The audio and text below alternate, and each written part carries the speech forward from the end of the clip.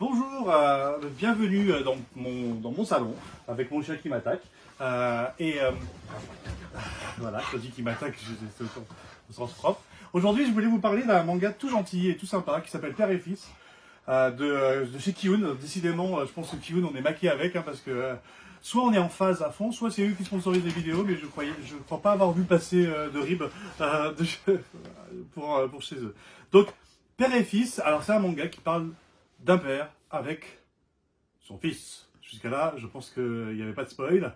Et donc on suit les aventures de Torakishi, qui est herboriste, une espèce de pharmacien itinérant, dans une époque sans voiture, donc où il va de village en village, de maison en maison, de ferme en ferme, distribuer des potions et autres remèdes pour soigner les gens. Et à la maison, chez lui, il y a son épouse avec son fils Shiro, qui a 3 ans, et cet anniversaire de 3 ans, c'est pas obligatoirement le jour sur l'anniversaire que ça va se produire, mais sa maman va mourir et va donc laisser orphelin Shiro et veuf Torakishi. Torakishi va donc se retrouver avec un fils sur les bras. Alors sur les bras au sens propre comme au sens figuré, c'est-à-dire qu'effectivement il va se retrouver à devoir élever son enfant, et comme il est vendeur itinérant, il va l'emmener avec lui un peu partout sur ses épaules, se balader avec son fils Shiro et générer ainsi un lien et une découverte d'un enfant qu'il ne connaissait pas jusqu'à maintenant et dont il n'avait jamais vraiment pris le temps de s'occuper. Et donc là, il va y avoir une vraie relation d'un père avec son fils, avec les hauts et les bas, c'est-à-dire aussi avec le côté pénible de cette relation, c'est-à-dire que l'enfant a des besoins, manger, dormir, boire, etc. Ne pas dormir aussi, qui est aussi un besoin visiblement chez les enfants. Alors que Torakishi, lui, sa vie était calée, il avait son rythme, etc. Et donc là, il doit apprendre à vivre avec cet enfant dont il a une responsabilité, puisque c'est lui le père.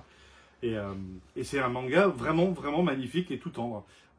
Pour la petite anecdote, Mitagawa, à qui on doit ce manga, disait qu'un des grands plaisirs à faire cette œuvre, ça a été de dessiner sur les couvertures des sourires. Donc elle fait des sourires dès qu'elle peut, et pas que dans les couvertures, quand on va à l'intérieur aussi, il y a des sourires d'enfants extraordinaires, et elle a pris un plaisir extraordinaire à faire donc des sourires à son personnage, et ça donne le ton en fait du manga, parce qu'effectivement il y a ces moments précieux qui sont généralement les seuls souvenirs qu'on garde des relations, qui sont les moments merveilleux et les moments extraordinaires. Donc lisez Père et Fils de chez Kiun, ça vaut vraiment le coup. C'est pas une série très très longue, je sais plus trop combien de tomes, mais je crois que c'est 5 tomes, quelque chose comme ça.